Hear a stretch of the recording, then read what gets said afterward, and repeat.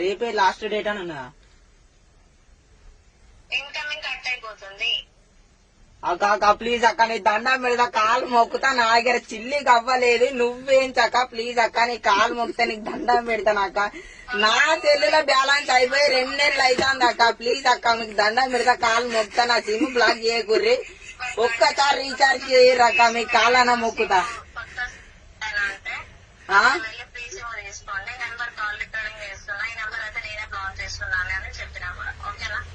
Black చేయకుర్రి అక్క, నీ కాలు మొక్కుతా, నీ దండం పెడతా, నీ భాష అయితే అక్క, నాకైతే రీఛార్జ్ చేయక్క ప్లీజ్ అక్క. అక్క ఇట్లా చేయకుర్రి అక్క, మీకు న్యాయం ఉంటదా అక్క? హలో హలో అక్క బ్లాక్ చేయకక్క, నీకు దండం పెడతా అక్క. అక్కో అక్క అక్క అన్నప్పుడు కాదక్క, రీఛార్జ్ చేయక్క, నీకు దండం అన్న పెడతా, నీకు పుణ్యం ఉంటదక్క.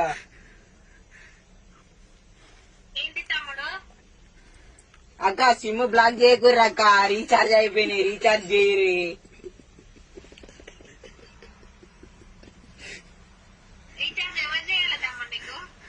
అక్క మీరు చేయరు అక్క ప్లీజ్ అక్క, సంత తమ్ముంది అనుకోర్రక్క. ఎందుకక్క ఇట్లా ఫోన్లు చేస్తారు, సిమ్ బ్లాక్ చేస్తానమని చెప్తారు కానీ రీఛార్జ్ మరి తమ్ముడు ఇట్లా కష్టాలలో ఉన్నాడని తమ్ముడికి రీఛార్జ్ చేయరక్క, ఇదేమన్నా న్యాయమేనా? రాఖీ కడితే మళ్ళా నువ్వు నా దగ్గరనే దొబ్బుకపోతావు కదా అక్క, అన్నేముంటది చెప్పిగా.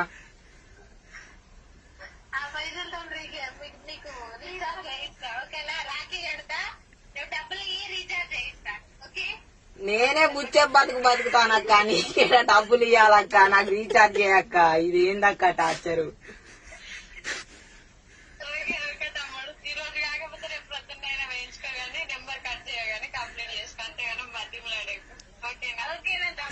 ఓకే అక్క, థ్యాంక్ యూ అక్క.